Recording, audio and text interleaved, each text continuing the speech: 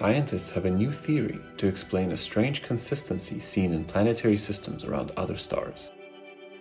Astronomers have found that many stars prefer their inner rocky planets to be all of similar sizes, but that size varies from system to system. This pattern can be explained if young stars develop narrow planet factory rings. Small objects in the ring would tend to clump together, forming a planet in a few million years. Gravitational interactions with the gas in the disk would shift the planet into an orbit closer to its star.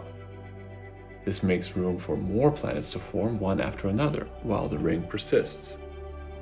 The structure of a star's ring would determine the typical size of the planets in that system.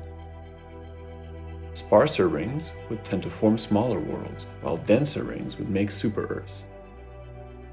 A ring should form just beyond the point where the star's heat vaporizes rocky materials. This theory is based on a similar concept proposed to explain the formation of the moons around outer planets in our own solar system.